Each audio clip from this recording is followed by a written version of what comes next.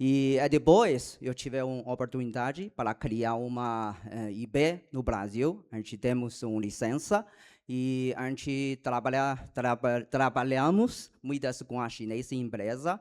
E o ano passado a gente montou um fundo e para investir especialmente para instituições financeiras no Brasil.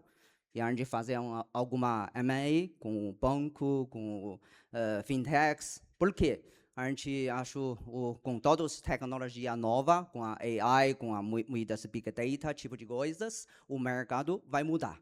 E realmente, este ano já mudou muito. Por causa de regra nova do Banco Central, todo mundo sabia disso, e passaram muitas dificuldades de operação de fintech no Brasil.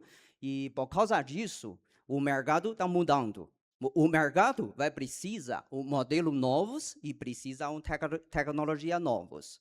E neste momento, a gente vai receber 2 professores na China. Realmente a universidade deles na China é o top na China. Especialmente, ele tem uma instituição especialmente para fintech e AI na China. Porque o ano passado, todo mundo sabendo, lá tem um DeepSeek. O DeepSeek leva todo mundo está falando DeepSeek Moment.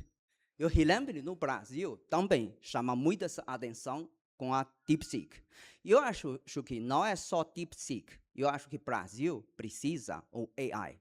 Este AI não é só dos Estados Unidos, da China e do outro país. Realmente, eu acho que o Brasil vai criar o AI do Brasil. Como fazer isso? E fazer a colaboração com os Estados Unidos, com a China. E eu acho, esse não é propaganda, tá? China está mais aberto. Por quê? China não tem, China agora tem uma pressão para crescer. E China precisa mais a gente precisa mais tecnologia ajudar o crescimento. Não é só dentro da China, mas para o mundial. Por causa disso, universidades, empresas, a mais aberto para fazer uma colaboração com a tecnologia. E chinês governo é mais flexível e para um regulamento. E por causa disso, eu acho que hoje os 2 professores vai ajudar a gente a entender, tá, na China, qual é o tipo de fintech lá?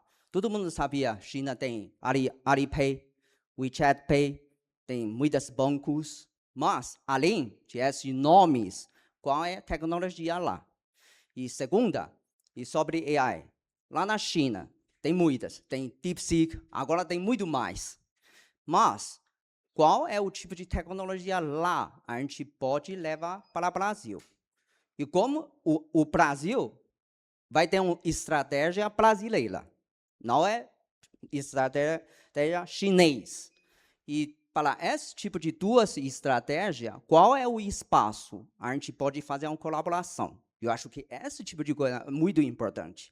Porque durante 20 anos, eu conheço muitos chineses morando no Brasil, muitas chinesas e empresas no Brasil.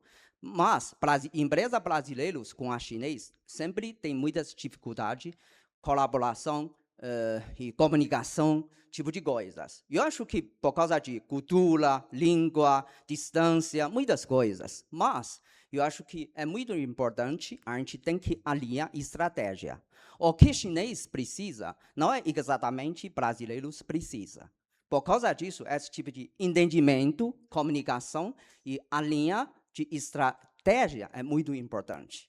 E por causa disso, eu sempre falo com meu amigo Thomas, sua agência ajuda bastante a entender esse tipo de comunicação, cultura, tipo de coisa, é muito importante. E, pela minha opinião, para chinês, a gente não é só ter uma cultura de língua, comida, tipo de coisa. A gente tem tecnologia. E quem vai aprender chinês tecnologia no Brasil, esse também é parte de cultura. Por causa disso, o Ibrachina, Ibrawork, trabalha muito. Parabéns! Muito obrigado para ajudar esse tipo de comunicação. E agora, com 2 professores, por favor. by either education-wise or entrepreneur-wise. Yeah, today my topic is basically domain-specific LLM.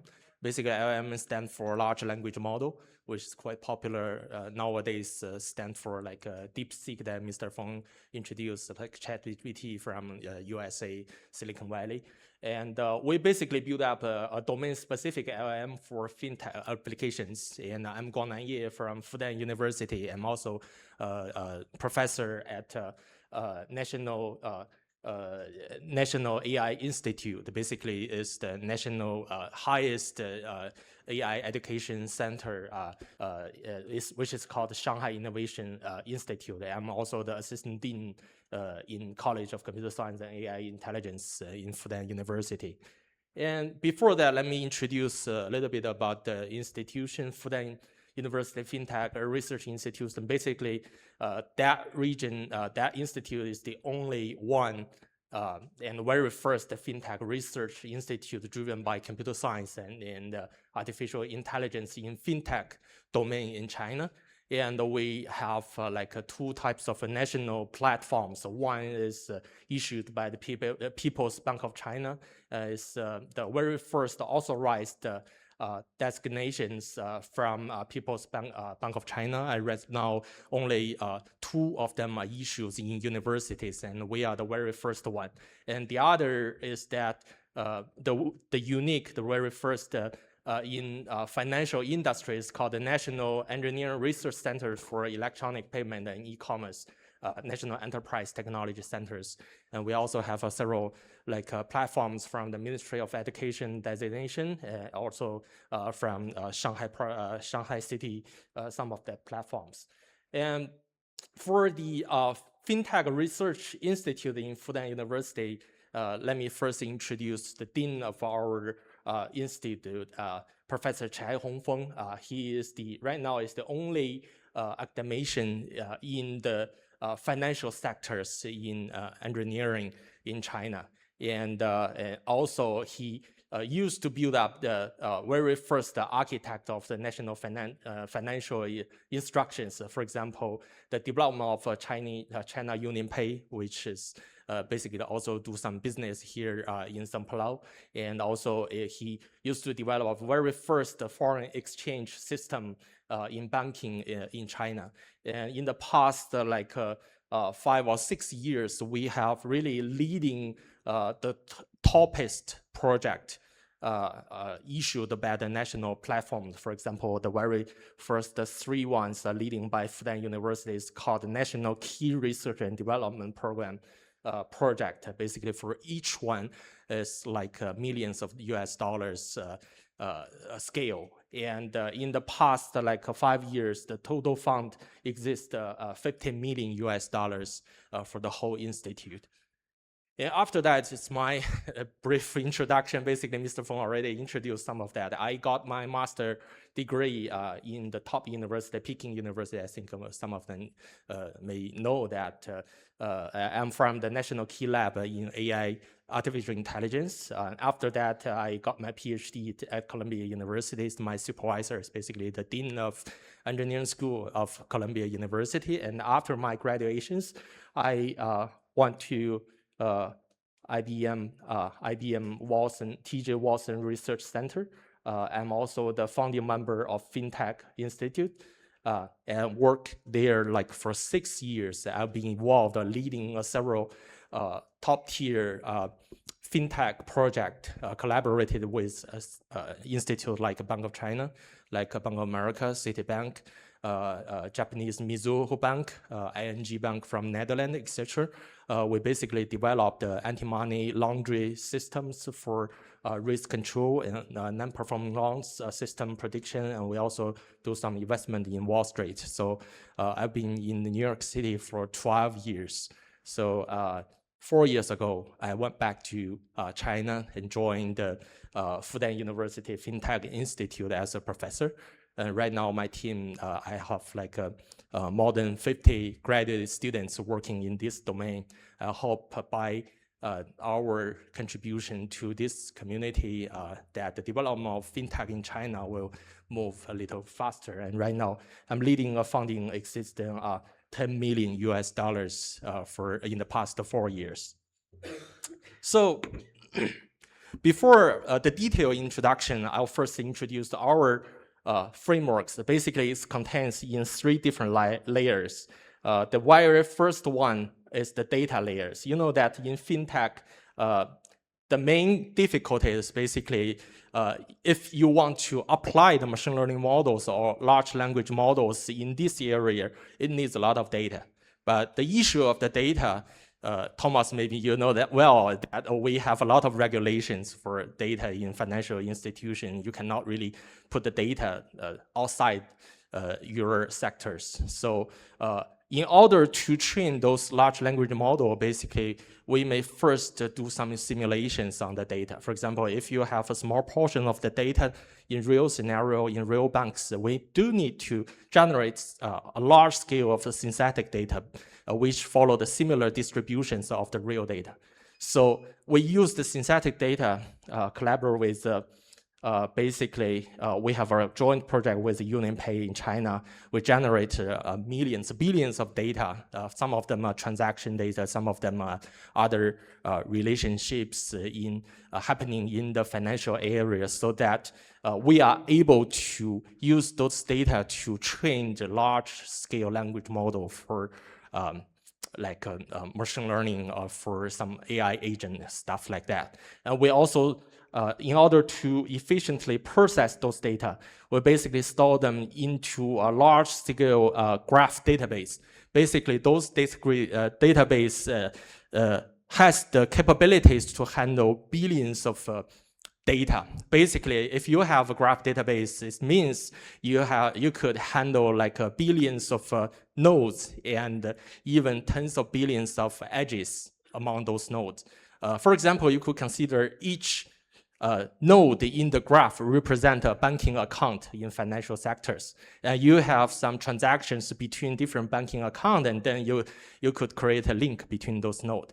So the problem for us is basically we do a high efficient, effective graph analytics algorithm to get some graph patterns. For example, if you want to do anti-money laundering, if you want to risk control, you basically discover those suspicious patterns in the large-scale graphs very fast. For example, if you want to do the fraud detections in some banks, the processing time should be within milliseconds, so that for the customers, they will not feel any pause or something.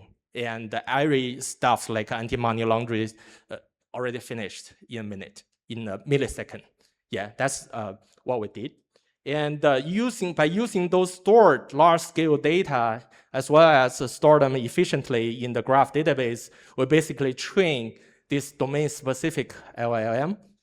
Basically, those LLM is quite different from those used in something like ChatGPT or Cloud or DeepSeek, etc., because those are foundation models which for general purposes, but our specific domain-specific LLM is specifically for fintech, because all those specific models are trained only based on the financial data, but the baseline for those are basically set up on front of some general models, something like DeepSeek or Qianwen or ChatGPT. So our specialty basically lies on this understanding of the financial domain. We have sufficient data to fine-tuning the foundation model so that it could be used as an agent for different perspectives of financial purposes. And by using this, there's another important issue to solve is we have to follow some kind of a financial industry standard, which is quite close to regulation stuff that you could not only apply those large language model into the financial problems, but sometimes you should do some constraint on the machine learning model so that in certain areas, for each sentence it produces, for each data it produces, it should explain itself. It should have explainability, right? You could not generate anything like an anti-money laundering report randomly, some sentences without any explanations. You could not only reproduce some like result without any explanation. So this is what we follow the second rule of our research. We do the analysis generation and the financial modeling, and we, together with People's Bank of China, to create some industry level regulation standard, so that ask all the companies, all the banks follow the same rule, standard rule, industry standard rule. So Professor Zhang also did a lot of work in such regulation, such standard to do the collaboration among all the important role players in this area. And on the very top, we basically use this model to apply them in the different applications of fintech. For example, we could do the financial document analytics. We could do the anti-money laundering analytics very efficiently. We could do risk controls very efficiently, generate some compliance report, etc., very efficiently, compare with other traditional rule-based system. As well, we could also generate some of the report for financial sectors, so that previously a lot of money is spending on the heavy research on the researchers. And right now with the domain-specific LLM, a lot of work could be replaced by the certain agent. We don't need to pay a lot of money for certain researchers. So what we expect is that in the future few years, this area in fintech, in the financial sectors, a revolution will coming, so that a lot of jobs will replaced by the LLM agent other than existing manual work. So with left, I will basically introduce 5 parts in the application directions of financial technology. The very first one, of course, is the trade. You know that right now the trade between China and Brazil right now is rising year by year. And the government basically have very good policies to basically boost this trade. For example, there are already a lot of fintech companies and cross-border trade existing in China in the past 10 or 12 years. And also we have a lot of tax-free region trials in China. So in these regions, basically you could do a lot of international trade without a tax pay in China. So actually for the central government, they really did a lot of work to boost such free trade transactions. And what the AI agent could do is basically to do the deeper understanding on the procedure of the whole e-commerce trade. For example, we could use our technically driven solutions to analyze this data and simultaneously, for example, to analyze from the social network, from some like Alibaba or Amazon, which commodities is most popular and what is the trend every time. And then for those deeper understanding of the metadata, we could really sense simultaneously what is going on in the market and do our reactions very fast. And here is to give you very good examples how does LLM facilitate client fetch. Basically, this LLM is do the pre-sale for helping some e-commerce customers to fetching their potential customers. Sorry, this is in Chinese, but the basic idea is that when a companies in China want to sell goods abroad, basically they have first used a certain person to contact with their potential client. But with their past historical data, basically they could use those data to train the LLM model, so that later on all the works done by customer service people could replaced by the agent. And this agent will know the product very well, comparable to a certain expertise person. So all the pre-sale, on-sale, or after-sale work could be replaced by this certain agent by using the existing and historical data applied in the certain company. So a lot of work will be cut and be efficiently replaced by this certain agent. This is the one agent that we collaborate with a certain little master diagram cross-border e-commerce project. Basically, the company send out all the data to our agent. We use those data to fine-tuning our fintech models so that we help them cut a lot of human resources and to boost this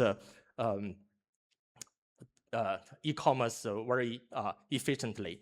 And this is another, because previously, this is basically a little boring demo, but in order to make it more vivid, basically, we have a lot of other clients. For example, the very famous hotel called Peace Hotel. I think some of you may visit Shanghai. There is a very famous building like 100 years ago, it built, and it's called Peace Hotel. And they together with us, we basically build up not only an agent who could communicate with you freely, talking the historical stuff for Peace Hotel to give you the introduction, but we also have like a digital human application interface to introduce this. So we basically build up a meta-human being, I would say, the avatar stuff, like a avatar in the movies, so that to introduce the Peace Hotel in multilingual languages. For example, this one, maybe louder. Surrounding areas. The hotel has two different buildings. ピースホテルとなっています。This is Japanese. 南立はパレスホテルとして建てられ、Le Peace Hotel est un hôtel situé sur le bund de Shanghai, This en is Chine, French. qui surplombe l'Orient. Malon Shalom, Malon de Bund Beshena de Hai, Sin, And this is Hamashki Chemis. So it could be applied in different The Peace Hotel scenarios. is a hotel on the Bund in Shanghai, This is China, American English. which overlooks the surrounding areas. आज यह कलाकारों के लिए This is एक India. निवास और studio है, जिसे 10 Large Art Peace Hotel. Das City-Gebäude wurde als Palace Hotel This is erbaut German. und ist heute eine Residenz und ein 和平饭店。 This is 是一 Chinese. 家位于上海南京东路与外滩路口的饭店。 So sorry, next time I will put the Portugals as well. But also, you know that in order to generate such advertisement video to do the broadcasting, basically it only needs one formal pictures from my performer, and we only need the 5 minutes of Chinese language sound, and then it will automatically generate all the multilingual languages. So it's very cheap solutions, but it could generate very high quality, high standard short videos. You know, everybody right now use TikTok or Google short videos, stuff like that. So we could help those e-commerce companies to produce their metadata, to produce their advertisement in different ways very efficiently using this agent. This is the application of fintech in the trade, and the second is what we're talking every day for the payment. In the area of payment, the basic fintech technology used here is basically on the anti-money laundering. So this is the procedure of the money laundering steps. For example, the criminal will do the placement layering and integration, and then the dirty money becomes lawful. And our thought is that we may build up some graph features to represent the relationships between the accounts and the accounts in the financial consensus systems. For example, for each account, it could represent it as a node here. And if one account has connections, for example, transaction connection with another account, and then we build up a link.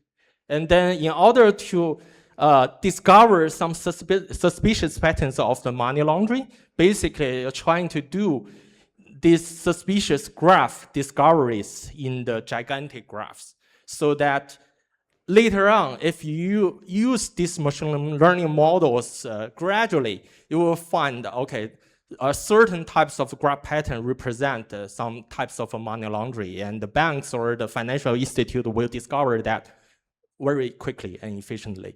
It's more advanced than the traditional rule-based system the banking right now still using.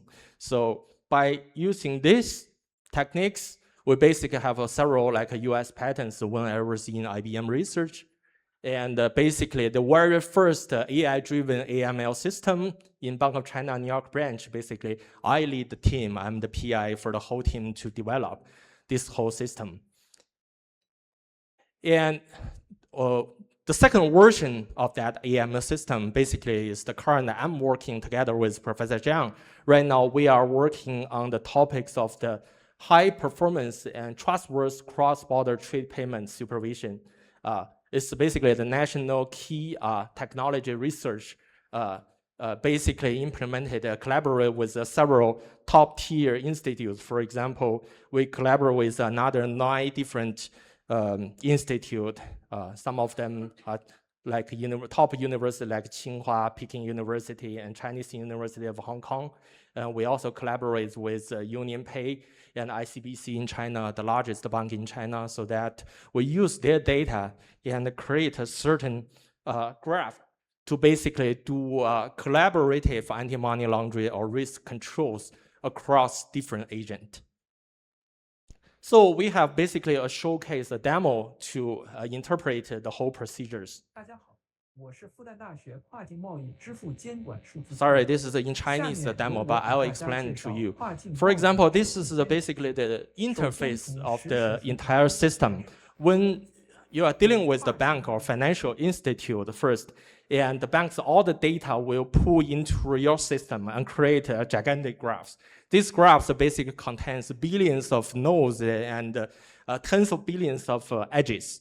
And then within that gigantic graph, basically what we want to do is to discover the suspicious subgraphs in this gigantic graph, so that a certain suspicious subgraph represent potential money flows for money laundering.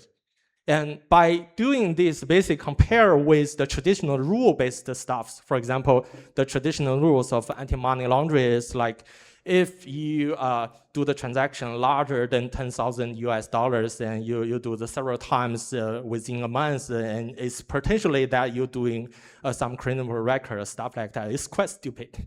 Yeah, you could not really discover all the risk by doing those rule combinations. But by doing this, we have a higher level to analyze the transaction money flow. And also with the LLM capabilities, we could generate the anti-money laundering, which is called SAR report, suspicious activity report, which you submitted to the regulations, so that all those sentences, all those evidence is included in the machine-generated report, and it will largely save the time and make it more efficient by the regulators, by the compliance, or by the operators in the risk control pipeline for all the banks. And by doing this, basically, it's a revolution in this fintech area, so that in the future, we don't really need a lot of expert or operators to be involved in this heavy works. But we use machines to learn the data in the past. We have past 50 years of the data. By training those, we will make this model more smarter and more accurate to discover the potential risks. Okay, for the second one, I will move to the third one, is the loan. Basically, most of the revenues for the banks are from the loan, right? So the idea of us to give the banks some secret weapons is that to boost their judgment or quicker judgment for non-performing loans predictions. For example, if they want to lend some money to a certain company, there might be a lot of risk in different perspectives. For example, for a certain customer risk index, it may contains like a guarantee risk, transaction investment risk, related entity risk, customer KYC risks, etc. And by doing such risk analytics, basically, we're using similar technology or roadmap. For example, for each different risks, basically, we build up a certain like small graphs. For example, if you have a different relationship of the guarantee. You could generate a guarantee risk graph. You could also generate some other types of graphs. So for example, here, for each node represent a certain customer. And for different customer, they may have different relationships. For example, A have some certain, the customer A has a certain transaction with customer B, and customer D has a guarantee on the customer E. And maybe customer F is the subsidiary of customer E, etc. We have multiple different layers of relationships among those graphs. And the question for us is that when given a certain risk on certain node, for example, you have a risk on A, and how would that risk propagate on this heterogeneous graph to other node? And what would be affected by analyzing such risk? For example, when you have a bankrupt on the enterprise A, would the company D be affected? Would company G be affected, etc.? So by our machine learning and LLM methodologies, basically you could, by analyze this heterogeneous graph to do a risk control very efficiently. So it's not only using such graph analytics and LLM for non-performing loans. When you bring in some ideas, the data from supply chain, you could also using the supply chain finance data to even boost your non-performing loans predictions. For example, not only analyze this risk propagation, you could also understand, okay, whether the entire supply chain under certain industry domain, is it healthy? Is it a booming area? Is it an old area, or etc.? So based on those judgments, basically, we could do a further prediction on the non-performing loans accurately. And when, if badly the banks do the bad investigation or bad investment, another problem is that we need to do the debt collection. For example, if Mr. Feng has landed like $1 billion US, you don't have a capability to pay back those monies. We will do some smarter ways to ask you to give back the money. For example, we have a conjecture way of doing this using AI. For example, for the very first one, we use AI to give you a call every day, or send you a message every day to ask you to pay back the money.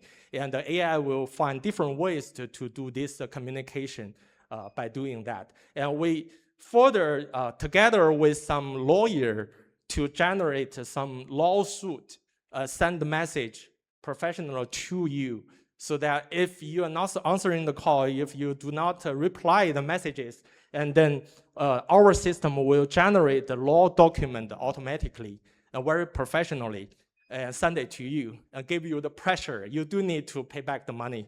And later on, by this conjunction methodologies, probably our recall rate will higher than previously. So this is the one way of AI, and it's quite cheap. It's all automatically done by the LLM model. We don't really need any lawyer to be in charge in the heavy work. Do any like a customer service in the heavy work. For example, maybe Thomas, you're familiar with such Su generation, although it's in Chinese, but the format you may recognize is quite professional by doing those lawsuits. So that if you send this professional lawsuit with a lawyer recognition and then send it to Mr. Feng, he will pay back your money immediately, all right? So for the first part, we go to the securities. Basically, the very first job we want to do is to use the multi-agent financial document to collaborate parsing and writing. In order to write a professional financial document, you do need the URL to understand the financial document in a professional way. Especially, you not only recognize each word, each sentence, you also need to understand the laws, the causal relationship under that. For example, if you have a research financial document, you not only do the PDF parsing, you're not only doing the RAG system to connect a different relationship, but you also analyze the chain of thoughts, chain of the logic under those financial documents. And let the LLM understand what's going on, why it happens, why, for example, President Trump said that, oh, tomorrow we'll do a good negotiation with Iran, and then what will happen next? What will happen for the stock market? What will happen to the oil market, et cetera, et cetera. So our agent will pass those correlations, causalities gradually, step by step. So we have a reasonable explanations for what's going on. But of course, those relationships, those causalities are learned from the manual financial document in the very past. Historically, for example, our system right now learn the millions of financial documents, learn those logics written by human beings, written by financial experts, so that the agent could learn those logic automatically, and finally, it could write them in a very professional way. So that by doing that, by learning all the documents created by human beings, they will replace the jobs of a human being. This is what we want in the future. So in order to show our muscles or strengths, we basically, together with Professor Zhang, with 2 PhD students, we participate in the top tier ACM, basically is the toppest conference in the computer science in AI in finance. You see that this is the like ACM core event, financial document deep dive challenge, and we're the world champion in the 2025, and this is the certificate, and this is the pictures that we win the award in Singapore. So by doing this, basically everybody claim that their LLM models or fintech domain specific LLM models, they perform best. And people really don't know which one is better, which one should be chosen. So the only way is that to create a challenge.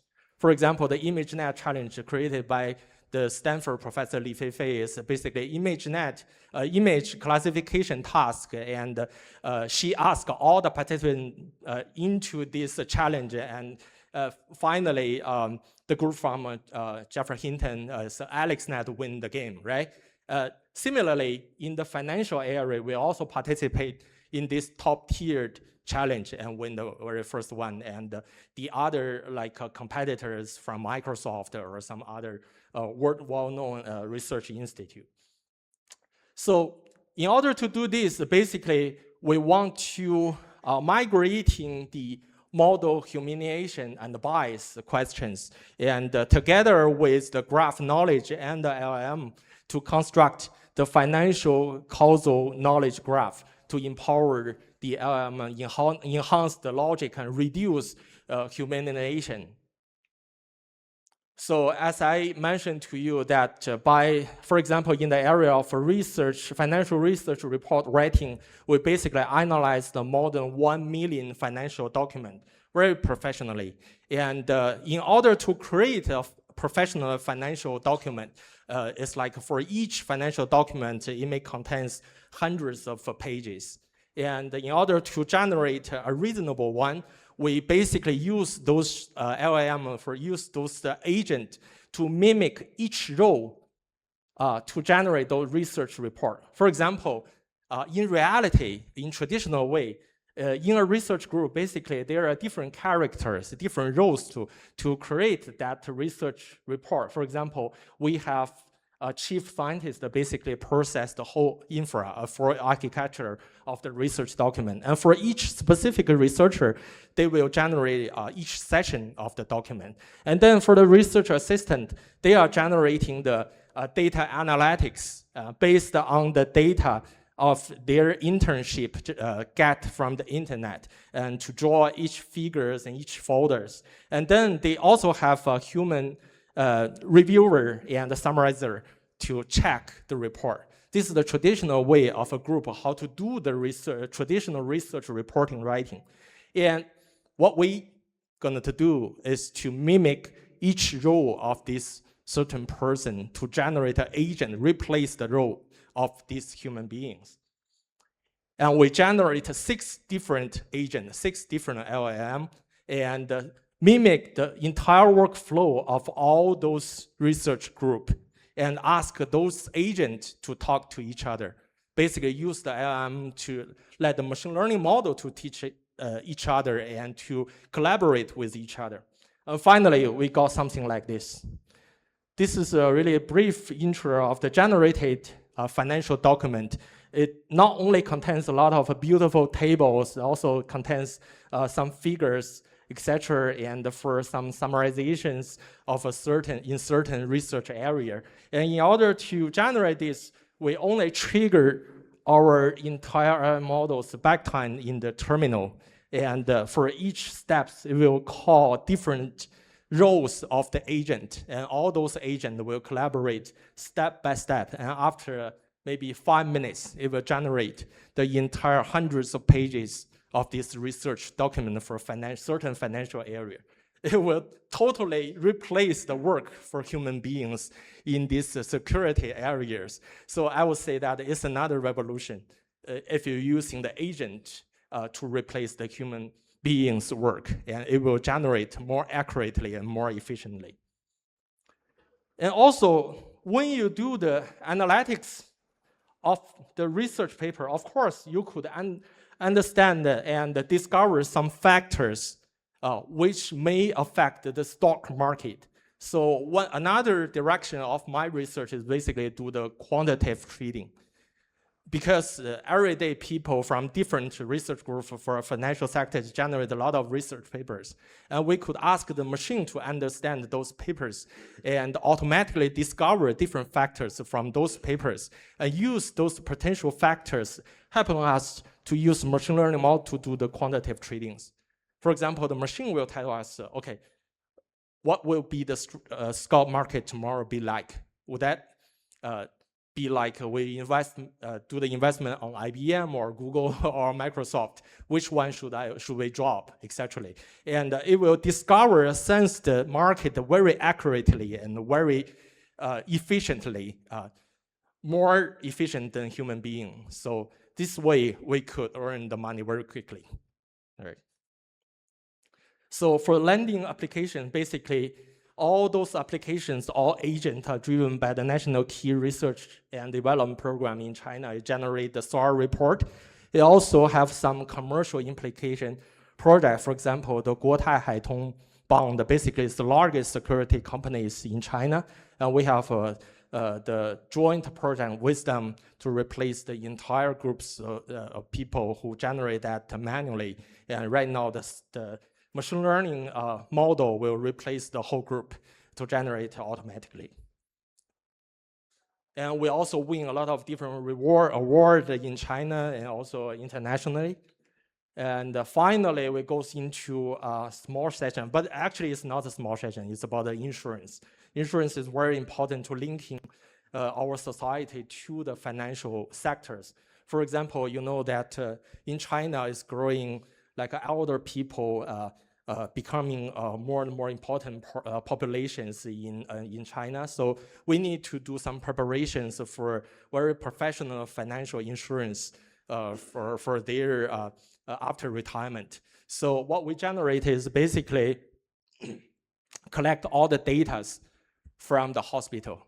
And also we collect all the data from the insurance company as well as a single customer. So that we could use those agents to communicate with each other, make this insurance procedure more effectively. For example, this demo basically shows for different color basically represent a different agent. And for each agent, they represent different role. They talking to each other and gave some advices for the insurance company. Okay, what would be a potential good product generated in this area?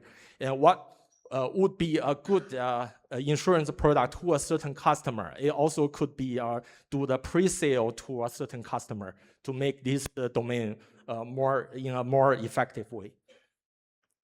All right, so in summary, there are a lot of different application directions in FinTech. We really want to build a domain-specific FinTech models for different purposes among banks, among securities, among investment, among the insurance, stuff like that. So we think that the revolution is happening right now. We do need to grab such opportunities, and we do want to grab this opportunity, do the collaboration with the experts in Brazil, so that to make it more efficient and make more bigger market. And this is our partners right now. Most of them are from China. I hope for this page later on, we will bring in more Brazilian companies together in this in the financial market. And this is the project summary. In the past already exists $10 million for like tons of project. So this is what I have for today. Thank you very much. And this is my WeChat and WhatsApp. And I look forward to collaborate with you more in the future. Thank you. Thank you. Really appreciate for Professor Ye. Actually, thanks God. In the final page, I think very important, but in Chinese. It's a secret for us. No, it's a joke. So I think I talked with Professor Ye. Actually, they come to Brazil. They are looking for not only for the academic cooperation partner, but also looking for the commercial partner as well. So I think with speech from Professor Ye, you may have a strong feeling that for the Chinese top university really have a strong, we would like to say is the industrial transfer. So they are really look at the reality, what happened in the market, and what is from university, the solutions solve the real problem. So I would like to invite to use like 20 minutes to invite two professors. Maybe we have some, I have some, like some questions to give them, to help us to complete the picture, what happened in China, okay? So Professor Ye, Professor Zhang, would you mind? Today, we are talking about the maturity about the fintech. We would like to find what is the difference inside of China and Brazil. So I know it's not quite fair to ask two professors that to give some complete opinion about the Brazilian market. But I would like to hear from you, what is your opinion about the fintech market, the maturity of the fintech market in China? So what's your opinion? If you think the current situation, there has a huge development potential, or in the future there has plenty of the new technology involved, what's your opinion about the maturity of the fintech market in China? Yeah, I'll first do the answering. I think the fintech techniques right now in China is still in the early stage, although it's developing and booming very fast, but still to the state-of-the-art technology, for example, something happening in Wall Street or Silicon Valley, there's still a little gap, but we are closer and closer. And the difference is that in China, we have a really big market, so that you could basically apply the fintech technologies very fast, develop very fast in every domain. For example, there's a famous institute called Ping An Corporation. It's the largest banks, corporations in financial sectors in China. When the ChatGPT comes out, maybe within 1 week, and groups from Ping An basically come to our lab to do a short visit. They mentioned that they already have 50 different types of agent to be applied in the fintech domains. For example, although I introduced some, maybe only 5 or 6 different scenarios of the agent application, they already created 50 different scenarios within 1 week. They have a lot of engineers or scientists working in this domain, and they are very enthusiastic to develop innovative startups to collaborate the AI era to do the application. So I would say that there are sufficient engineer and research scientists who are involved in this domain. So that means the development of fintech, they have a certain context. They have the capabilities to doing the research. So I think although it's in the early stage, in the future, it will have a bright future and to get on the state-of-the-art tax in the world, I would say. And of course, there are a lot of opportunities between Brazil and China right now. We could bring the state-of-the-art tax to Brazil to collaborate with the fintech companies in Brazil to cooperate in the bigger Latin American market. Yeah. Thank you, Professor Ye. Actually, Professor Ye has give very interesting, how can I say, the scenario that the Chinese financial institutions, actually they are huge, but their moving is very fast. Right. And there has another significant difference between Brazil and China. I think inside of China, because of the supplement of the engineers, talents is very different with Brazil. So just to give you a very interesting story, the founder of Shein, Mr. Xu, when 5 years they came to Brazil, they visited me. We talk about in Brazil, said, how Brazilian fintechs, e-commerce, because Shein is a e-commerce giant. He said, Brazil, I visit a lot of the e-commerce company, but I think in Brazil, a lot of the things, you just put 100 to 200 engineers, software engineers, you will have a solution soon. But I told him, no, it's not China. If you hire 100 to 200 software engineers, it's not easy.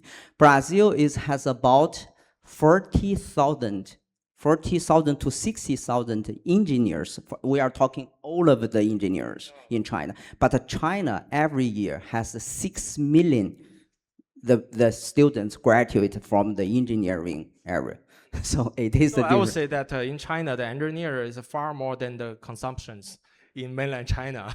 It's better. There are a lot of more opportunities outside China. So we do need to do more works, productive output other than China, so that the very state-of-the-art work could be happening in other countries. That's what I thought. Yes, thank you. No problem. And during the discussion, we did not give a lot of the presentation for Professor Zhang. Actually, Professor Zhang is not only one professor, very professional in the AI for the education, this kind of thing. He's also a very successful entrepreneur in China. He successfully created one as a partner, created one SaaS company, provides a service for 60 top Chinese hotel group inside of China, more than 1,000 employees. He sold out the company and then sold out to the giant C-Trip, basically yes, China Expedia or something. Exactly, the top Chinese cheap e-commerce platform. And then he come to the Fudan University as a professor. So Professor Zhang, I would like to ask you, because considering Professor Ye already give a lot of the application for AI in financial sector. So with your experience, with your opinion, have you saw some significant scenario that AI could apply in the except of what Professor Ye already mentioned? Would you like to give some case about the AI application you think already changed the industry in China? Thank you, Mr. Feng. So I used to run a startup, and we use the AI technologies to help hotel groups to help they improve their management, such as the reputation management and the revenue management. So we use a lot of big data and AI technologies, and this is this kinds of technologies indeed help the hotel groups. So after the company was sold out, so I was trying to look for some other opportunities and in other industry, like the financial industry.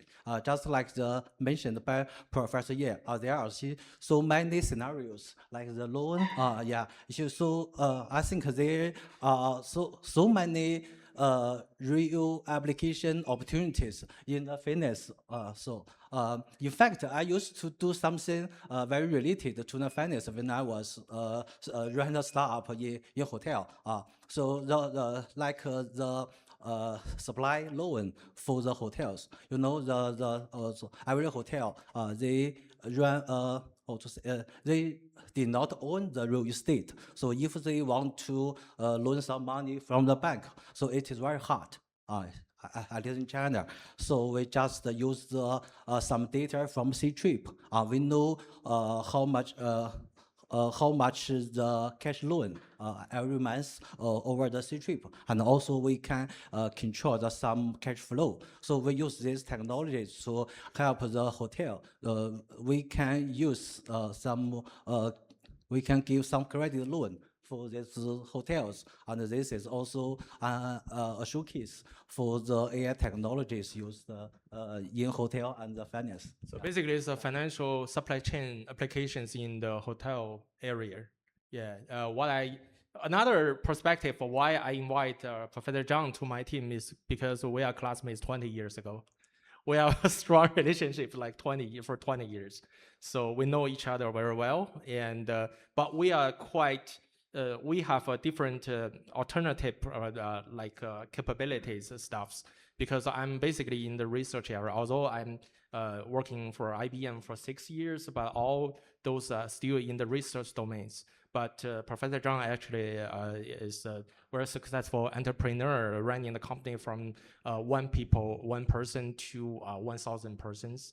And he knows what's going on in each steps of the development of the company. So right now, I think it's the stage that our fintech techniques will go out of the lab, go out of the university to reform certain types of startup.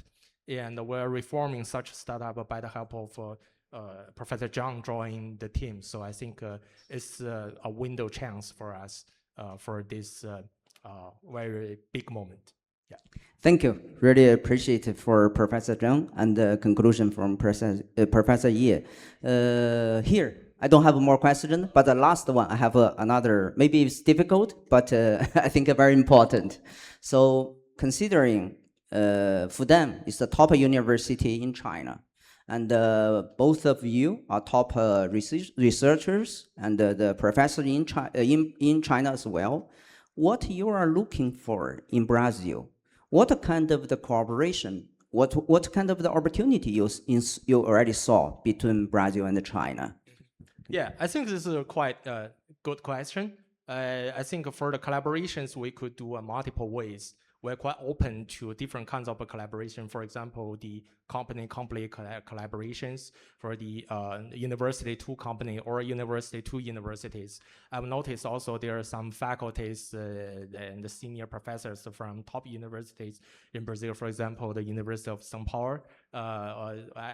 I'm quite glad that in the future, I hope that we could do a certain bridge between the universities among China and Brazil, and also we have the dean from the Confucius Institute, which already have a good relationship with the faculties, with the different agents in Brazil. I think by those great bridge, we could do a very smooth collaboration. And the last very important thing is that I will introduce my coming students, Natalia, who is the very first Brazilian students joining my group.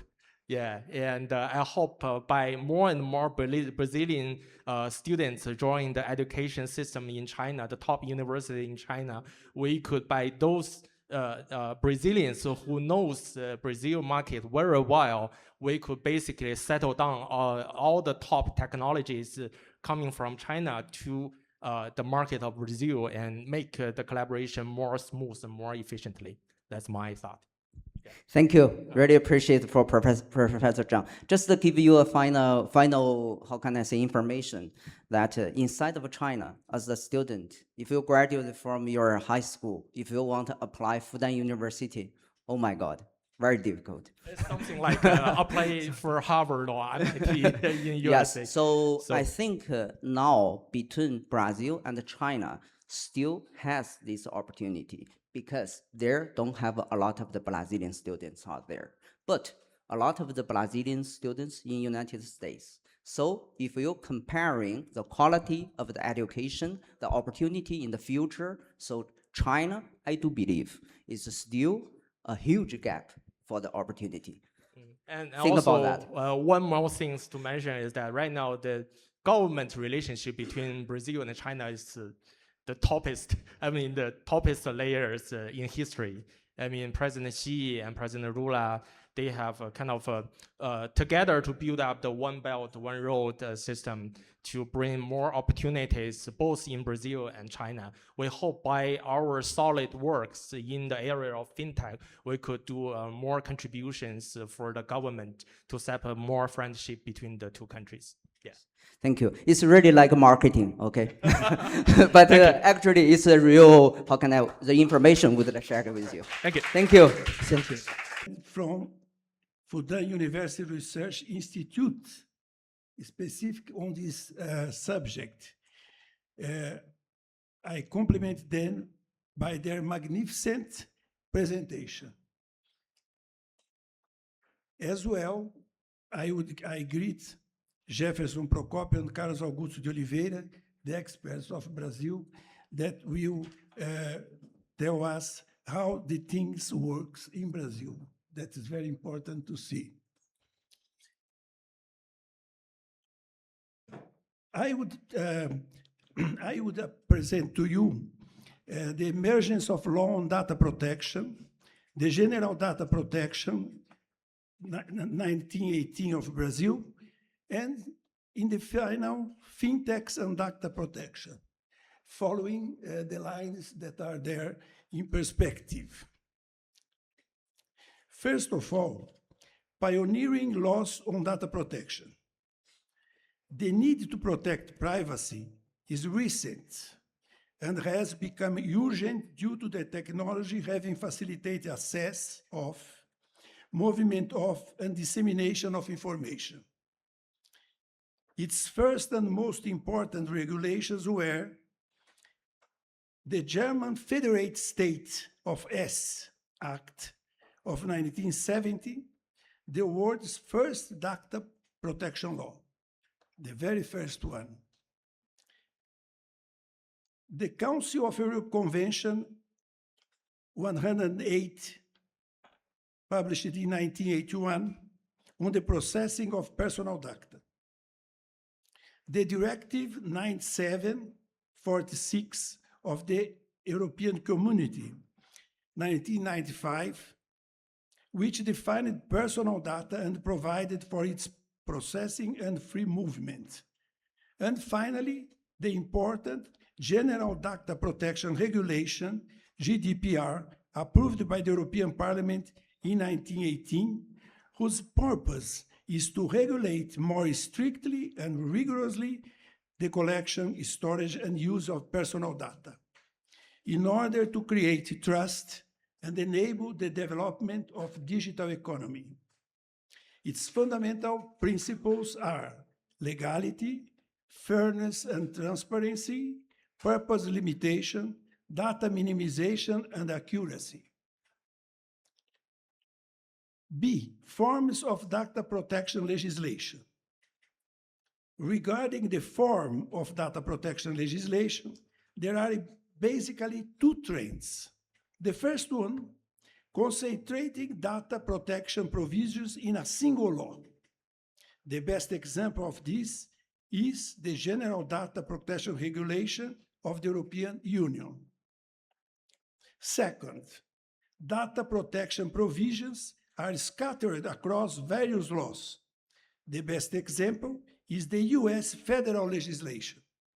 The United States lacks a single comprehensive federal data protection law, relying instead on a patchwork of sector-specific federal regulations and emerging landscape of comprehensive state-level privacy laws.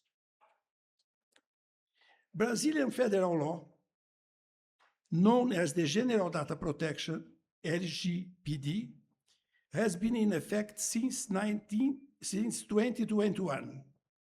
It's important to stress that both Brazilian law and Chinese legislation were heavily inspired by the GDPR of the European Union.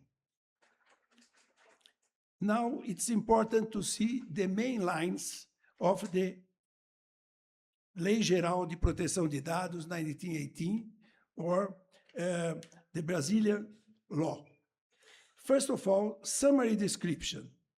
The Brazilian General Data Protection Law governs the processing of personal data, including in the digital medium by natural persons or legal entities under public or private law, with the objective of protecting the fundamental rights of freedom and privacy and the free development of the personality of the natural persons.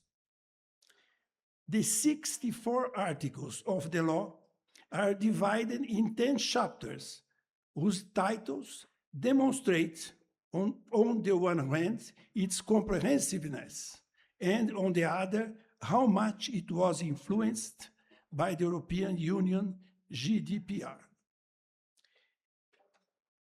Preliminary provisions regarding the processing of personal data, rights of data subject, on the processing of personal data by public authorities, international data transfer, personal data processing agents, safety and best practices, inspection, and finally, the National Data Protection Authority. It's very similar if we see of that is offered by the European Union law.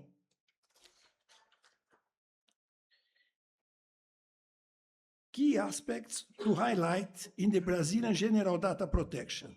First, contributes to increasing awareness of privacy and data protection in Brazil.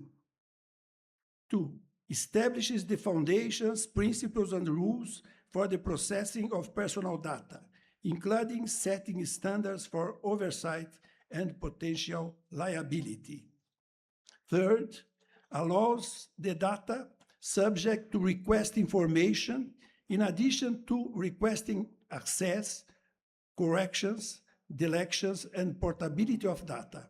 4, explicitly provides that the law applies equally to digital data as well to the processing of personal data by companies and public legal entities. 5th, considers the doctrine that the right to privacy is embedded in fundamental and personal rights, going beyond the bifurcation of public and private law. There are also key aspects to highlight regarding the same Brazilian General Data Protection. First, the Supreme Federal Court declared in 2020 that data protection constitutes, in Brazil, an implicit fundamental right. Second, the protection of personal data was included by virtue of a constitutional amendment of 2022 among the fundamental rights and guarantees contained in Article 5th of the Constitution. And the last one, any setbacks in transparency are attributed to the LGDP since information requests made based on the access to information law are liable to be refused based on the LGPD. Finally, about our law, positive and negative points. The LGDP strengthens the protection of fundamental rights, such as privacy and freedom of personality development. Whose main points are protection of rights and transparency. It guarantees the data subject control over their data access, correction, portability, deletion, increasing trust between consumers and companies. Security and innovation improves data management, auditing, and alignment with international standards, fostering a secure digital economy. Certainty standardizes data processing benefiting companies with compliance and competitiveness. The negative aspects or implementation challenges are costs, requires investment in technology, personnel, and compliance, overburdening small and medium-sized enterprises, risk of oligopoly. Big tech companies like Google, Meta, dominate because they possess massive amounts of data, limiting competition for new companies. Conflicts and oversight. It can restrict innovation, conflict with other laws, and face enforcement difficulties by ANPD, National Data Protection Authority. In short, about positive and negative aspects, on a positive note, it advances data protection and trust, aligning Brazil with global standards. On the negative side, it generates costs and competitive inequalities along with regulatory challenges. And finally, the D, fintechs and law on data protection. Why we spoke here about data protection if the main subject is, as everybody knows, fintechs. Data protection is a fundamental pillar for the existence and success of fintechs, not only as a legal obligation, but as a strategic and market differentiation. As companies based 100% in the digital environment, trusts in the main asset they possess with their clients. The importance of data security and protection for fintechs lies mainly in the following points. Legal compliance. Brazil's General Data Protection Law requires companies to handle personal and financial data responsibility. Legal compliance is mandatory, ensuring that the sharing and storage of sensitive information, bank details, transaction histories, is done securely, avoiding heavy fines and lawsuits. Second, customer trust and brand reputation. Fintechs that protect their users build a positive image as they deal with financial information, and failure can cause irreversible damage to the company's reputation, leading to the loss of customers and difficulty in remaining in the market. 3, fraud and cybercrime prevention. Fintechs are frequent targets of cyber attacks. Robust data protection prevents unauthorized access, protection the final resources of clients, and the company itself against scams. 4, sustainability and business continuity. Cybersecurity is essential for continuous operation. Investing in protection against cyber attacks prevent business interruptions, ensuring that final services are not disrupted. Finally, the 5th and last one, use of advanced technologies. Fintechs use artificial intelligence and machine learning to increase security, monitoring behavior patterns to identify suspicious activities in real time, which reinforces the security of transactions. In short, protecting data in the financial sector is not just about technical compliance. It is about ensuring the integrity, confidentiality, and availability of information in a high-risk environment, allowing the fintechs to grow sustainably and competitively. Thank you.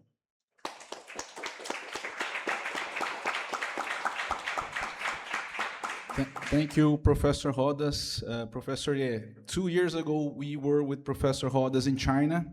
So we visited Beijing, we visited Shanghai, and we also went to Hangzhou, together with Professor Sophie, with Doutora Vanessa, Pedro. So it was a really good experience that we had between the exchange program from SEDS, that I want to present you, introduce you better for this project, in Brazil and China, that we visited also the banks, the BRICS Bank, and also the Asian Infrastructure Bank. So it was a really interesting trip to China. But now I want to introduce to... posso agora traduzir para o português, que vocês vão falar em português, né, Carlos? Carlos e Jefferson. Isso daqui foi uma parceria junto com o Guilherme, que está conosco aqui pelo Ibrawork, e pela parceria com as entidades da AB Startups, também junto com o Sebrae. E aqui, você quer falar primeiro, Jefferson, ou Carlos? Então, muito obrigado pela participação. The floor is yours. Obrigado. Bom, vou falar, acho que bem rapidamente. Bom, é importante um pouco do panorama de fintechs, né, que me foi solicitado. É importante dizer como nasceu o fintechs. A experiência do Brasil é bem recente. Oficialmente, fintechs começou há menos de 15 anos aqui no Brasil. É basicamente muito liderado pelo Banco Central do Brasil para vencer alguns problemas que nós tínhamos. Um deles é uma alta concentração.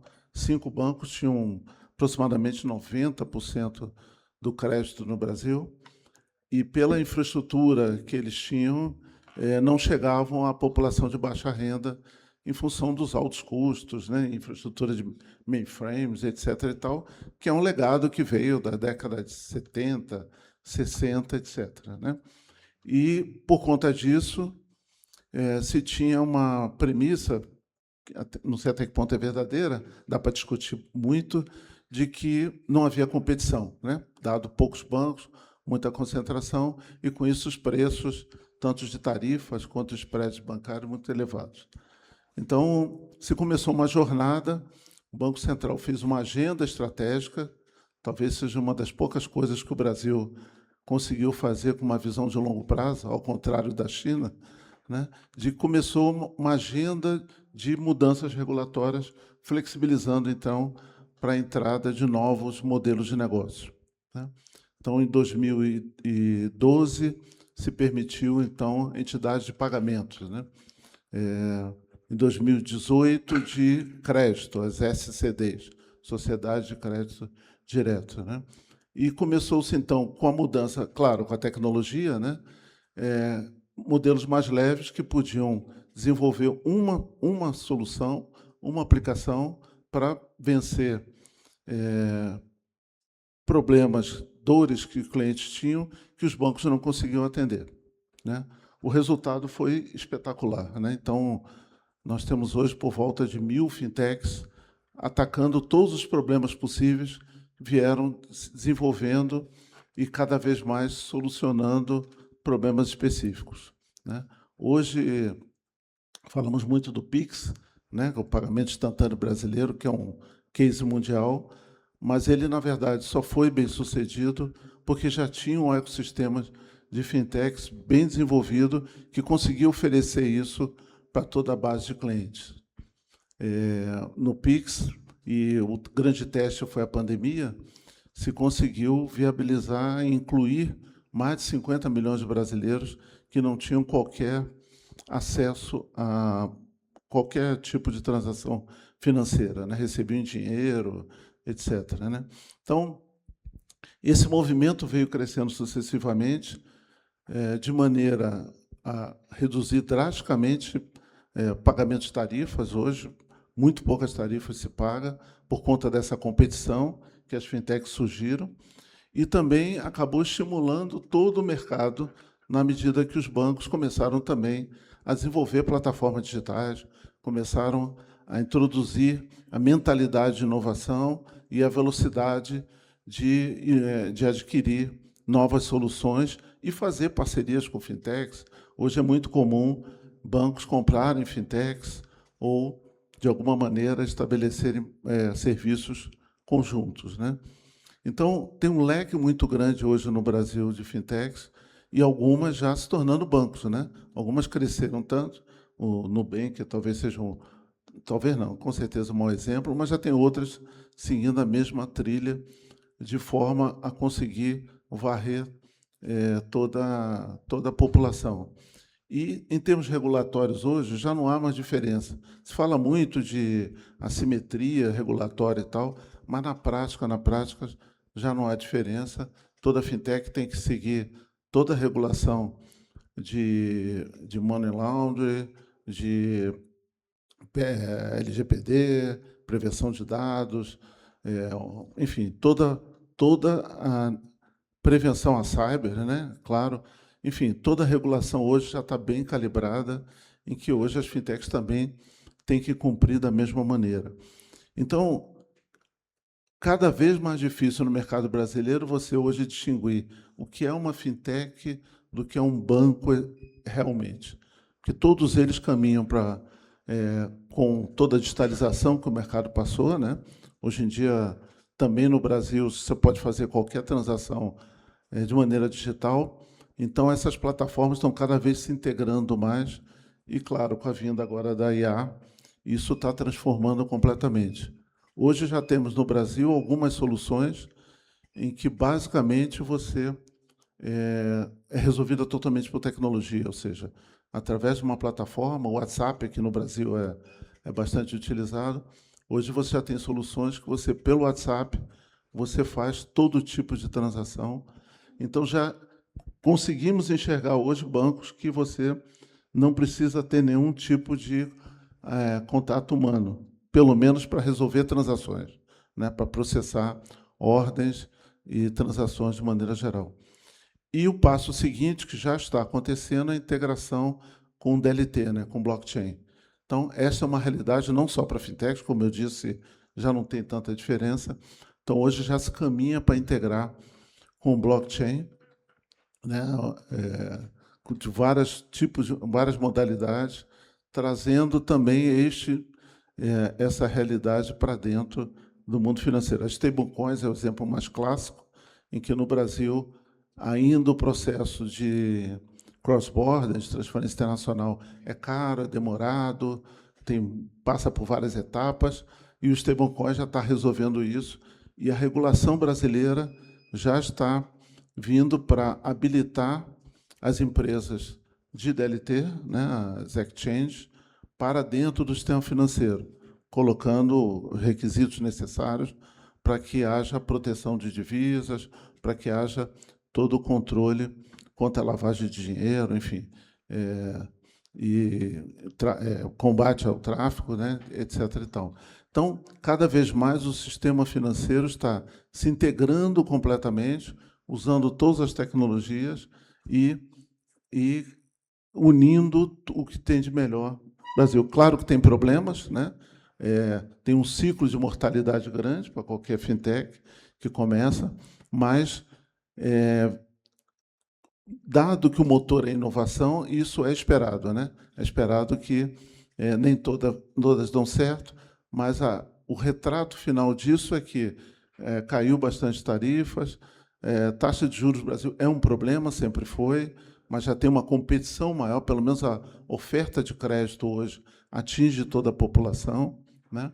E, cada vez mais, o mercado mais aberto para todo tipo de players globais que queiram operar aqui no Brasil.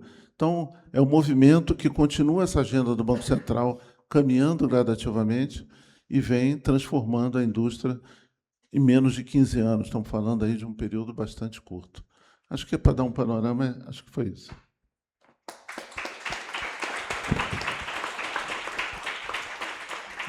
Agradecer ao Carlos Augusto de Oliveira, que é executivo sênior especializado em transformação digital para o setor financeiro, automação, inteligência artificial e arquitetura em nuvem.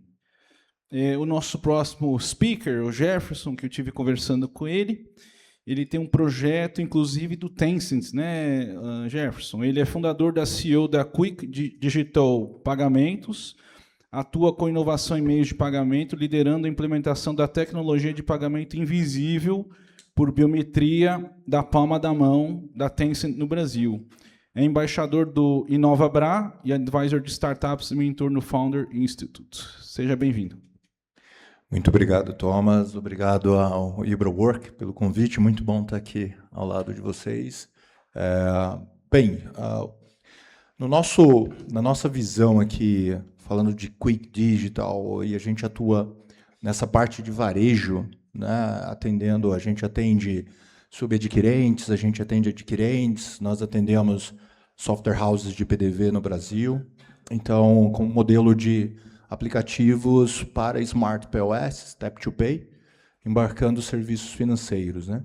A gente tem uma visão de que o modo de olhar hoje para as fintechs no Brasil tem que mudar, né? Então, para quem tem cabelo, ficou de cabelo em pé nos últimos meses, né? Do tanto de coisa que aconteceram, e justamente porque nós temos, quando a gente olha e fala sobre fintechs, a gente fala muito sobre produto, experiência de usuário, crescimento rápido, né? Só que isso está mudando, né? E é uma mudança liderada pelo nosso Banco Central, onde a gente tem que olhar muito agora para a questão de segurança, né? Que é muito importante. E aí já volta o tema das PSTIs, né? Então, hoje você tem, por exemplo, o Banco Central Brasileiro, como você disse, foi um incentivador de inovação no Brasil. A gente sempre diz que o Banco Central é o nosso maior apoiador de inovação e ele criou, coisas assim raras, né? O Pix, né, o Open Finance ali apoiando os emergentes, né, trazendo novos players. No nosso mercado de meios de pagamento, por exemplo, tínhamos o adquirente, depois vieram os subadquirentes e agora temos o white label. E aí é o famoso fulaninho pay, né, que você tem um fulaninho pay até por bairro. Gente, a gente fornece software para esse nicho também. E é interessante que você tem fintechs que não tem uma linha de código dentro de casa. Não tem acesso ao dado de fato. Não tem nenhum tipo de investimento em segurança. Porque ele está focado na venda. Ele vai colocar o negócio dele na rua. É rua. E isso fica tudo a cargo dos parceiros. E aí você tem os parceiros que desenvolve o software web que faz a transação no Smart POS. Você tem a aplicação de PDV no Brasil para emitir um documento fiscal ou integrar com a software house, uma TEF house ou um Smart TEF. Você tem o Tap to Pay. Aí você tem também os portais que fazem a gestão e orquestração disso tudo, porque a fintech ela deixou de ser a empresa. Eu acho isso legal, o Banco Central está observando isso. Ela passa a ser uma cadeia de serviços aqui no Brasil. Existe a integração agora dos serviços financeiros, é uma coisa que a gente investe muito na Quick, que é levar serviço para o varejo, fazer com que o balcão do varejista se torne mais negócio para ele, agregando mais negócios ali. Por exemplo, a gente, originalmente, nós nascemos de um Corban digital, então a gente paga boleto no balcão do lojista, e gera recorrência de clientes, gera um novo faturamento, agora tem novos produtos financeiros, né? Então, assim,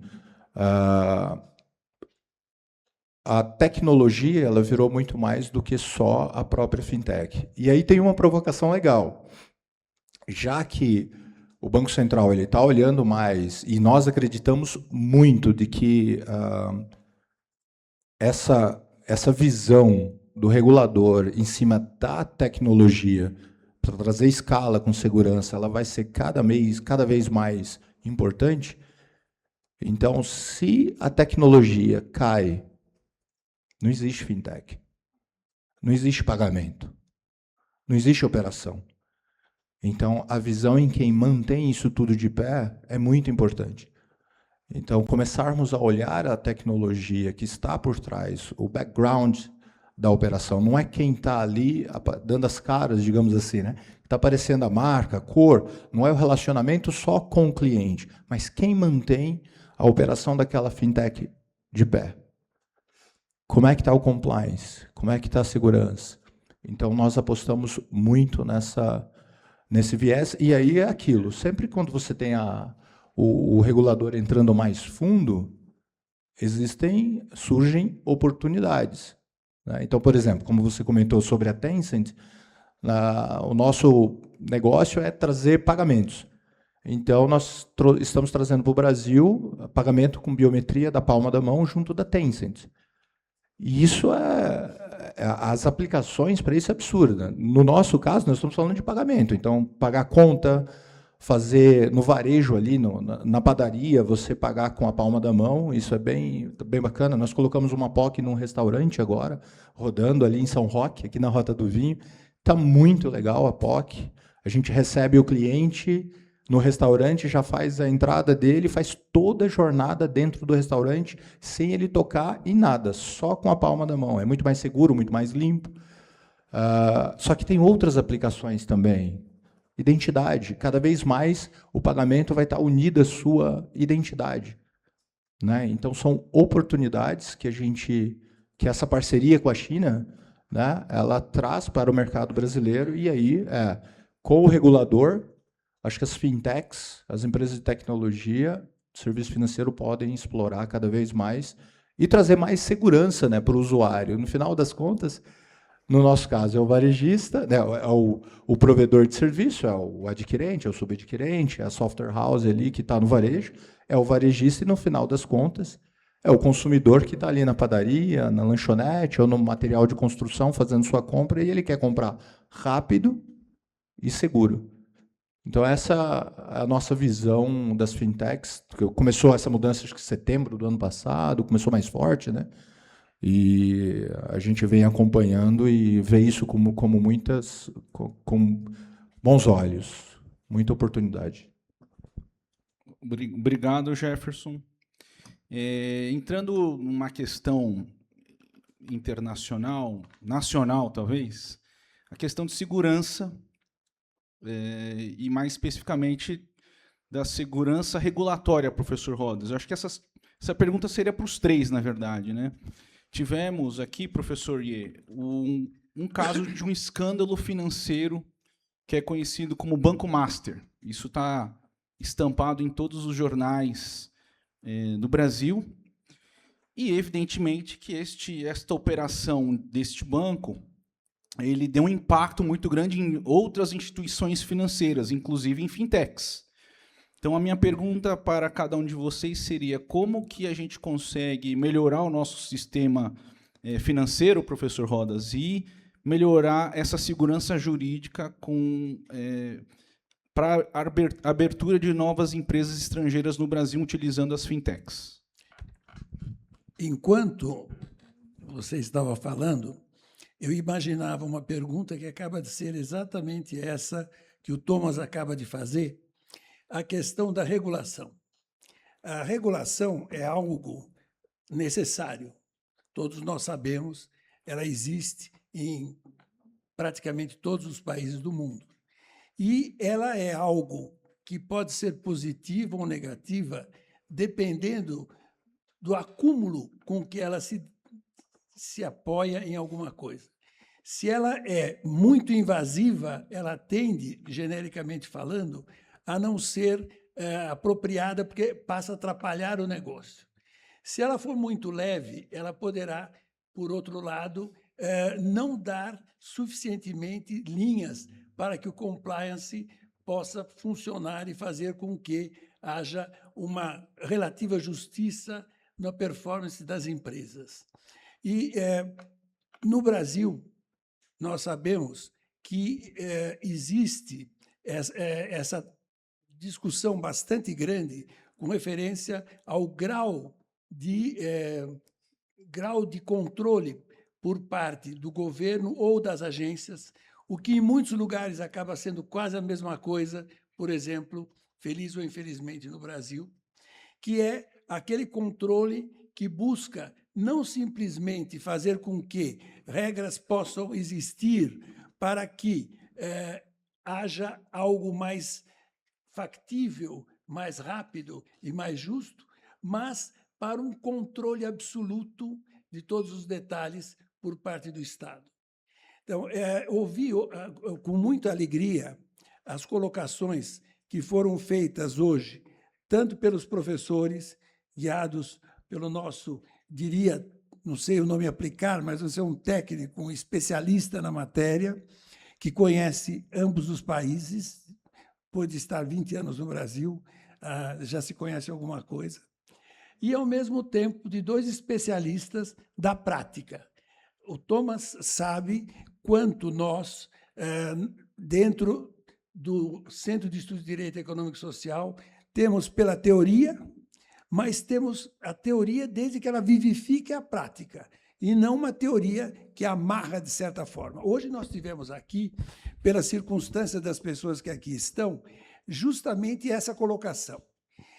Nós tivemos alguma coisa, algo muito prático por parte dos nossos professores e técnicos chineses, nós tivemos algo também prático por parte dos nossos colegas brasileiros que estão navegando mares, muitas vezes nunca antes navegados, o que não é fácil, e tivemos uma apresentação teórica, que foi a minha, que é uma apresentação que trouxe o quê? Os aspectos fundamentais, os lineamentos principais de algo que é importante para que as fintechs possam se desenvolver. Então, isso mostra que, embora a teoria seja importante, ela sozinha não funciona, e tudo aquilo que foi falado precisa ser, de certa forma, partido em pequeninos por parte da prática.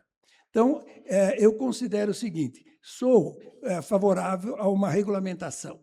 Lembro que há décadas, quando no Brasil começam, já várias décadas, e muito aconteceu desde lá até agora, as agências governamentais, não governamentais, as agências sobre vários assuntos que teriam uma certa independência técnica e científica para fazer as regras.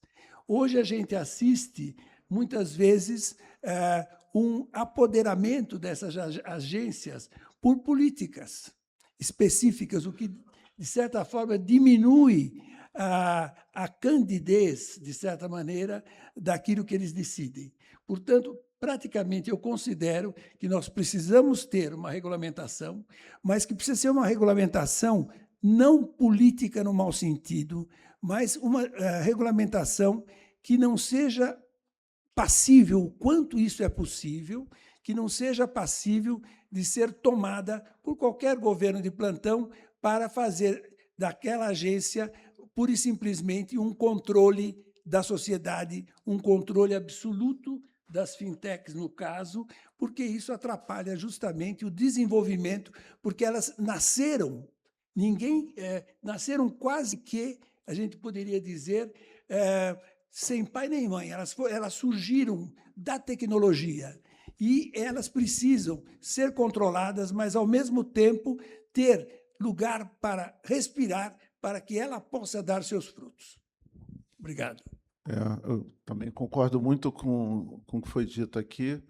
A regulação tem que ser equilibrada. Eu considero que a nossa regulação ela é equilibrada nesse sentido, né? Evidentemente, como foi dito também pelo professor, nós fizemos uma digitalização muito rápida, incluímos milhões de pessoas que a gente chama de neodigitalizados, ou seja, estão usando ferramentas digitais, estão usando o smartphone e não têm necessariamente toda a habilitação para isso, então são facilmente enganadas. Temos uma economia informal ainda, que facilita processos de lavagem de dinheiro, etc.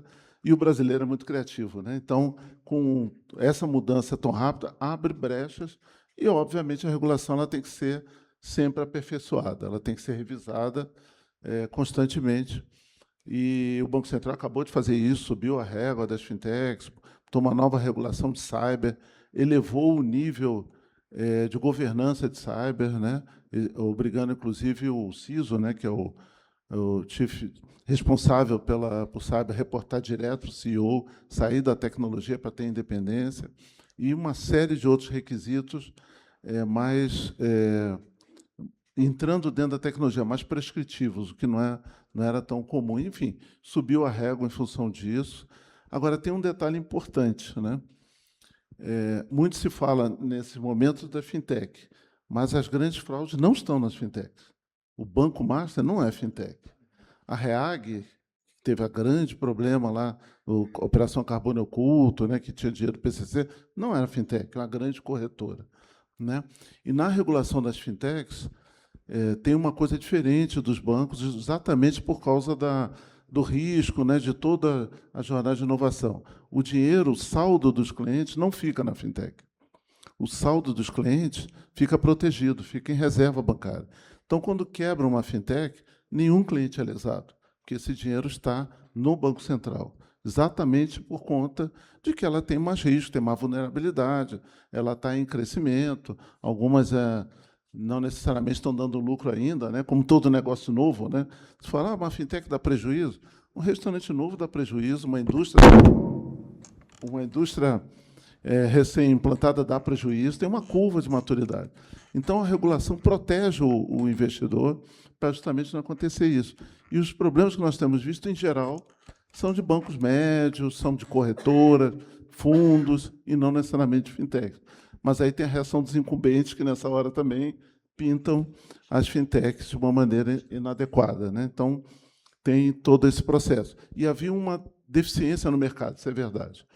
O Banco Central, como o mercado explodiu, né, a quantidade de fintechs, tinham muitas que não passavam pelo processo de autorização. O Banco Central deixava ela entrar e somente entrava no processo de autorização quando tinha um determinado patamar, quando movimentava os 5 milhões, mês e tal. E isso foi uma brecha para várias operarem à margem da regulação. Isso vai acabar agora, o Banco Central definiu essa regra, acaba mês que vem, todas vão ter que passar pelos processos de autorização, e aí todas estão submetidas à mesma regulação, à fiscalização, etc. Então, ele está corrigindo também, de novo, aperfeiçoamentos que são necessários. Se apertar demais, corta a inovação. Não é isso que o mercado quer. Concordo com vocês, porque, assim, regular tem, porque nós temos que proteger, né, o mercado. Então, a tecnologia, ela vem, acelera, e a gente tem que aprender com os erros, né? Então, Banco Master tem que aprender com os erros. Acontece da gente, né, essas notícias tal, impactam. Eu costumo brincar lá no Inovabra que, assim, todo dia o Banco Central, o mercado vem com alguma coisa, o Banco Central joga, e a gente acaba sendo extremamente impactado, e mesmo que, por exemplo, no nosso caso, a gente não é banco. Mas a gente orquestra pagamento, a gente tem acesso, então a gente, mesmo sem necessidade real, a gente acaba colocando algumas regras ali, até para que a gente possa mostrar para o mercado que nós somos seguros. E assim, respondendo a tua pergunta, como é que as duas tecnologias podem somar forças, né? No nosso caso, nós somos parceria. Então, a Quick ela é um hub de serviços plugados em vários APIs para levar o melhor serviço na ponta para o varejista através de canais que são os subadquirentes. Então, a gente pluga banco, a gente pluga serviço, a gente pluga pagamento, a gente pluga outros sistemas do varejo. E agora plugando, por exemplo, como eu falei, tecnologia palma da mão à China. Eu vi o projeto de payments aqui rodando e tal, e a minha cabeça já ficou a mil aqui. Como é que a gente pega esse tipo de tecnologia e implanta aqui amanhã, e com a quantidade de dados que nós geramos aqui, o que mais dá para fazer? Um outro ponto, a China é enorme, como o Brasil também é gigante. Então, a Quick ela tem uma experiência, por exemplo, em interiores. Nós nascemos no Pará, em Belém, tivemos que vir para cá, lógico, por causa da fintech tem que estar aqui em São Paulo, no mercado, não tem jeito. Mas nós temos lojistas usando a nossa ferramenta em Borba, que é uma cidadezinha no interior do Amazonas, que você viaja 7 horas de barco para chegar lá. E como é que você atende? Como é que você coloca a tecnologia não só no mercadinho lá, mas para as pessoas que estão lá? As fintechs elas vieram trazer isso para o mercado. Agora, o que na China nós temos de tecnologia, de ferramenta que poderia facilitar, ampliar o poder tecnológico das fintechs para que possamos atingir esses mercados que estão distantes, cada vez mais distantes, porque existe o Brasil da Paulista, mas existe o Brasil do interior do Pará, do interior do Amazonas. E que, às vezes, a gente fala, o brasileiro não paga boleto, um boleto vai morrer. Mas eu tenho um parceiro grande, né, que paga mais de 10 bilhões de reais por mês em boleto. Então, está morrendo aonde? O boleto está morrendo aonde? Então, o que de tecnologia há para que as fintechs do Brasil possam trazer para dentro de casa, com o apoio das universidades chinesas, com o apoio da tecnologia chinesa, o que nós podemos trazer para cá e colocar na rua, e digamos assim, é uma qualidade muito bacana das fintechs brasileiras e do brasileiro. O brasileiro é early adopter, então cara, a gente consegue plugar rápido e colocar rápido na rua e testar rápido e ver se vai dar certo. Dá os problemas rápido, cancela, tira tudo rápido, tira do ar e vamos para a próxima. Mas eu vejo isso, temos muita oportunidade aqui no Brasil para fazer uma parceria dessa acontecer. Muito obrigado, Jefferson. Eu acho que a gente tem mais uns minutinhos. Gui, quer abrir para a pergunta da plateia?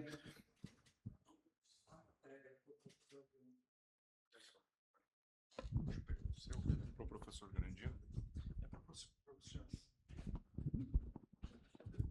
Eu tenho, na verdade, duas perguntas, depois para o professor Yang também, né?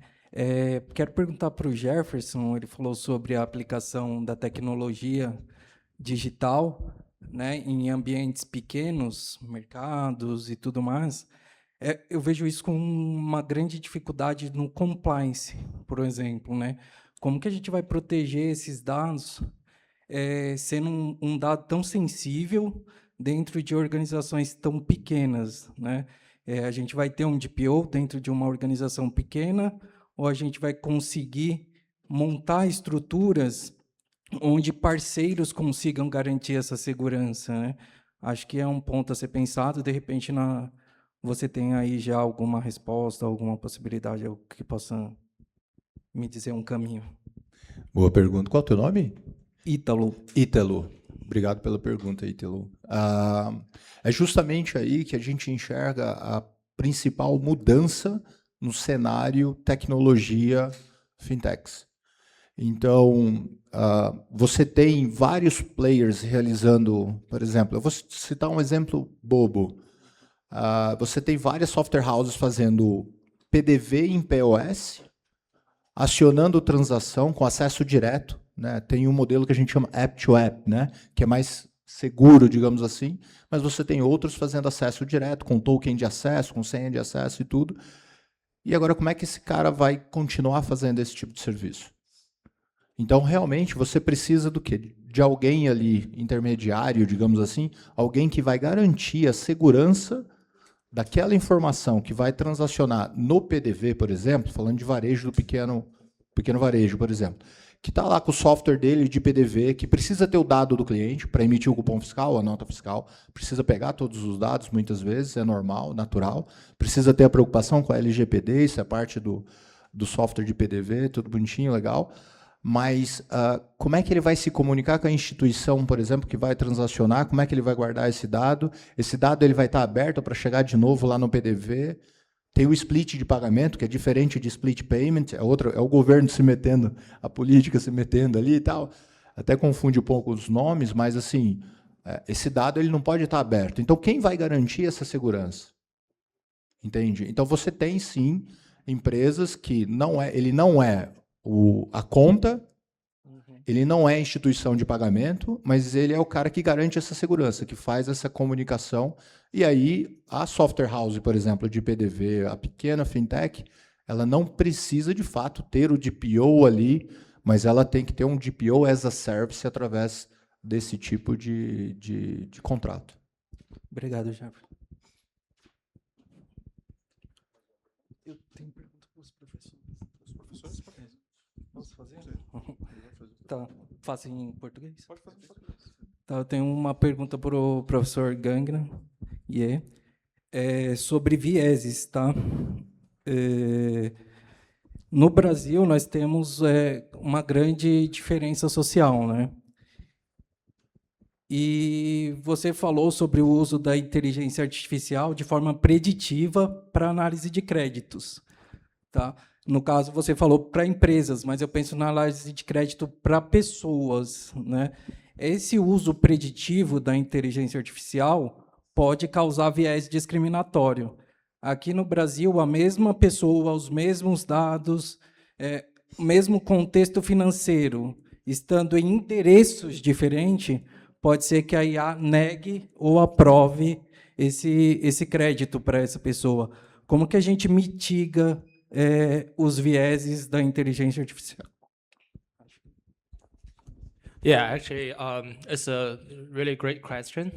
Basically, one of the directions of the AI research is make sure that there's no bias at the model when do the prediction. There are a bunch of technology stuff applied in this area, so that especially in the fintech domain, basically we want our large language model to be applied without any bias in certain circumstances, so that in order to predict some credit, predict some long predictions, we would not let the model do any bias or discriminations towards any peoples for this. Everybody has the equal opportunities to receive the loan. I would see that this is already a certain research areas that every researchers are working on this. So this is quite important, and also it's very important issues for regulations and laws, planners for control of the AI. So another issue is that basically we don't really have a very settled down the law to control the AI model stuff like that. So right now there's some actions from People's Bank of China, so that they want to settle some law regulations towards AI applications, especially in the fintech area, so that everybody could have an equal chance. Yeah. Thank you. Thank you, Professor. Mais perguntas?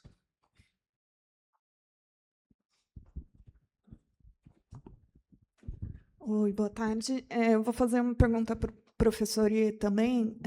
Enquanto todo mundo conversava, eu fiquei pensando nos principais diferenciais da China em relação aos outros provedores de IA, principalmente as Big Techs.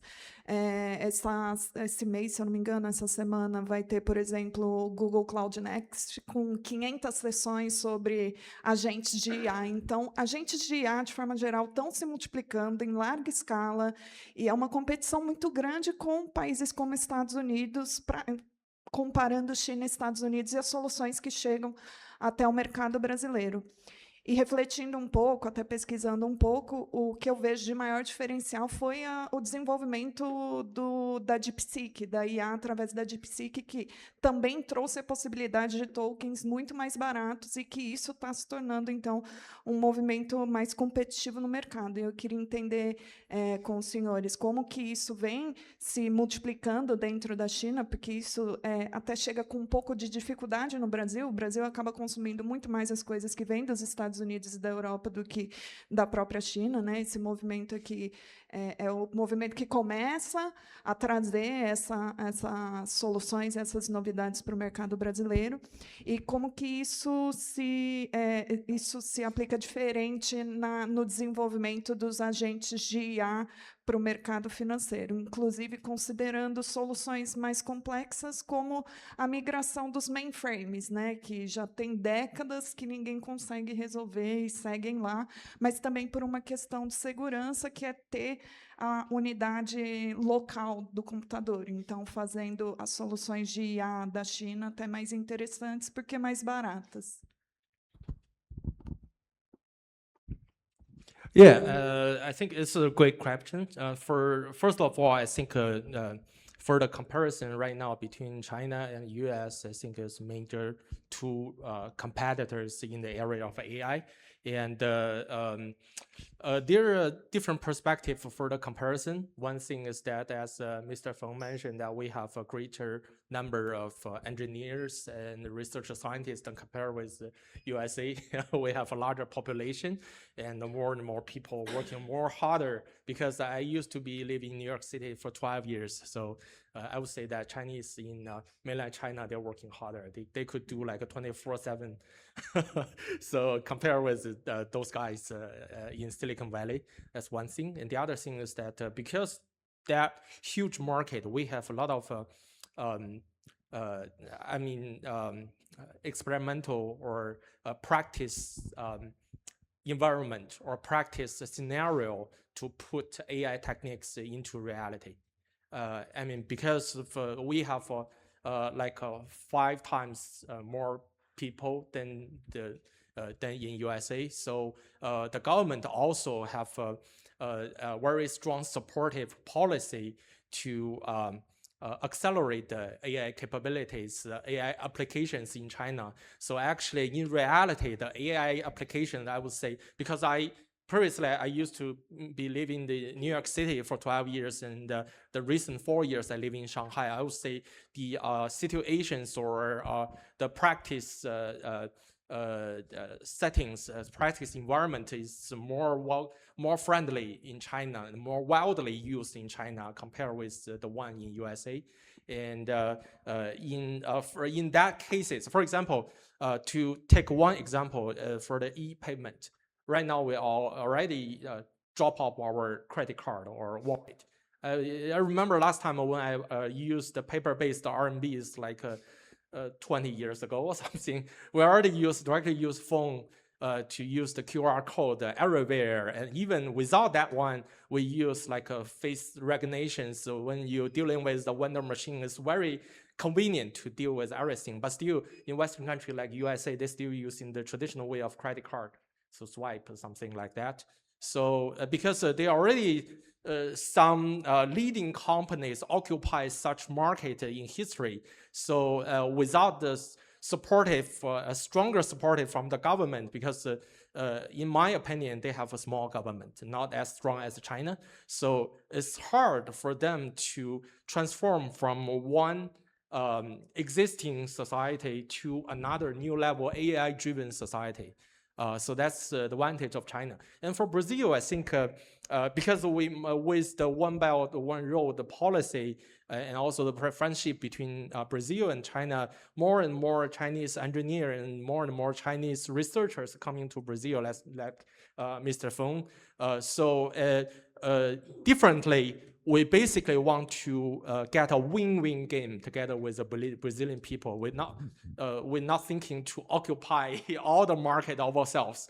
We want to co-development for this certain market, especially in fintech. So basically, we want to transfer our technology here and help to co-aggregate the locals to collaborate for the business ourselves. With the two bonds. So this is one key difference from the past, long-term history, long-term collaboration patterns. I would say we want to reform a new pattern, a win-win game in the future in fintech. And with such structure, I hope that we could move these collaborations more efficiently and more friendly. Yeah, thank you.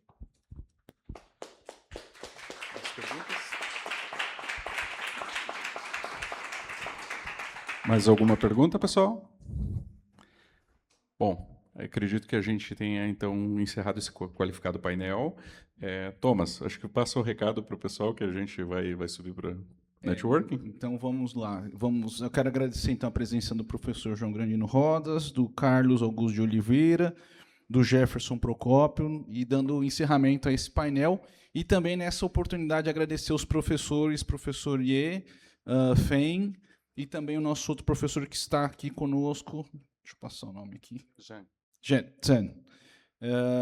E dizer que, encerrado o trabalho aqui, iremos todos para um jantar